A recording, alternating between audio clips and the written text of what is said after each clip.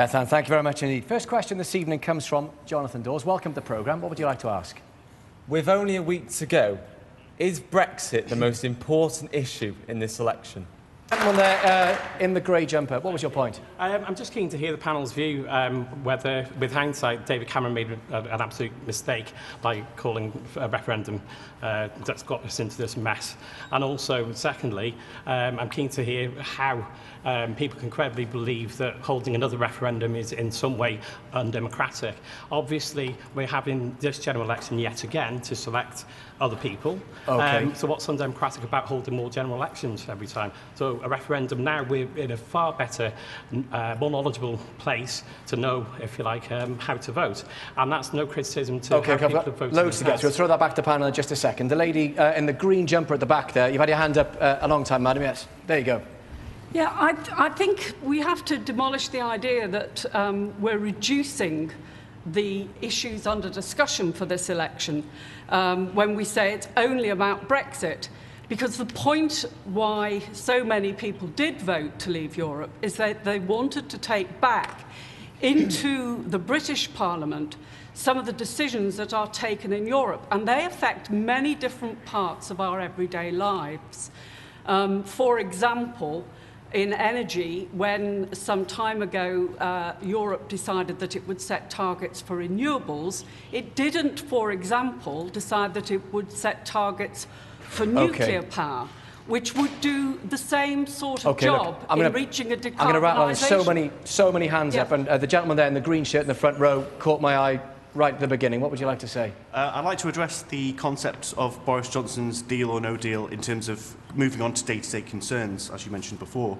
My day-to-day concerns are how this is going to affect the Wrexham Myler Hospital locally, in terms of Airbus in Broughton, in terms of Vauxhall in Ellesmere Port. They've all expressed concerns, deep concerns, about how this is going to work. I find it absurd that 3 years and 3 prime ministers, we're still getting the will of the people as an answer. It's not an answer. We need to go back to the people and say, look, 59% of Wrexham voted to leave. That's okay. We need to go back to them and say, look, is this, now it's tangible, now it's crystallised of what we've got, is this okay? That's not undemocratic. I don't understand. Our second question this evening comes from Sibani Roy. Welcome. Thank you. Following the recent terror attack in London, how are you going to make our streets safer? Right, so following the recent terror attack in London, how are you going to make our streets safer? Let's go to our audience. Yeah, I think we'd all agree it's a subject we'd rather not be discussing, but it is very important. The lady at the back in the pub, you had a hand up very early on there. Well, I just wanted to ask whether the Prime Minister should have used the London tragedy to score political points. OK, look, there was murmurings of discontent over there about the language use. Anyone over there on the far side wish to chip in on? I think the gentleman in the black in the front row, you had your hand up, did you? Yes. Yeah, you're saying about political point scoring. Ever since the day I was born, the Tories' ways of doing things is to cut back, say, 15 billion, give back 5 billion and say, look at our investment. You've decimated the armed forces, you've decimated the police, you've decimated the emergency services, and then you wonder why these things happen. It's a disgrace. OK, we'll take a few points here in the front row. So the gentleman in the check shirt and then the lady next to you as well. Sorry, the Conservative, I'm not sure, I don't recognise who you are, but you just said that political parties shouldn't politicise events like this. That's what you said. The very night that this tragedy happened, Boris Johnson was giving reports, interviews to Sky News, having seen the intelligence reports, being fully aware who this person was. And he was getting in his defence early. He was immediately politicising what had happened.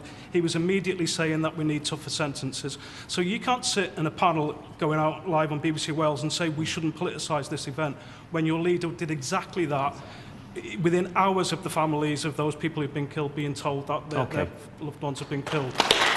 Just going to take a quick point as well from the person next to you too. Yeah, so I completely agree that we shouldn't be doing, political point scoring on this awful tragedy. But I think it's probably a little bit rich for the Conservatives to be doing that when your leader was the person who was doing that more than anyone else, certainly that I've seen. And I think that absolutely we need to have a conversation, a serious conversation about sentencing and the way that it's done and the ways that it's been changed and how we could change it for the better. But I don't think it should be done on the back of a tragedy like this. You were trying to get a word in there. Yeah, he's just blatantly not answering the question. Would you release prisoners like Khan or not? I'm saying that every case is different. Young man with his hand up for a long, long time there. What would you like to say? Controversially, going back to Brexit now, Rin, you mentioned within your opening statement... Does this relate to the question being posed? No, it doesn't, no. I might come back at the end then, if that's okay. If that's all right. And the other gentleman there with a grey cardigan, yes. Yeah, why does it always come down to money? In what way? What do you mean by that? Well, the first thing, when that question was put to them, then they were going on about how the cuts over the years. Are we forgetting that Labour left us in this mess? The Labour government left this country in such a mess. Where are we supposed to get the money? Okay, look, We had to have cuts. We'll put that point back to the panel in just a second. There is a gentleman there with a glass in the front row. There you go. Yeah, you've had your hand up for a while. What would you like to say? My question was relating to Brexit. So Okay, well, we've done Brexit, so we'll move on. Who else have we got? Yeah, gentleman here. Just wait for the microphone to come to you. Gentleman in the grey shirt there. Yeah, far away. Can I say, I work in London. I was 5 minutes away from London Bridge when it happened. And it's not just the victims which are involved. It's the victims who see it as well. You know, they're all affected. So I think it should be tougher sentences because people have to live in London and see those things. How's it affected you, out of interest? Well, you just see people rushing from the bridge and you don't know what's happening because I live and work, I live here as well. And it's just total panic. And we shouldn't live that way. And I think, honestly, if these people are known terrorists and they've gone to Syria, maybe we should revoke their passport for starters.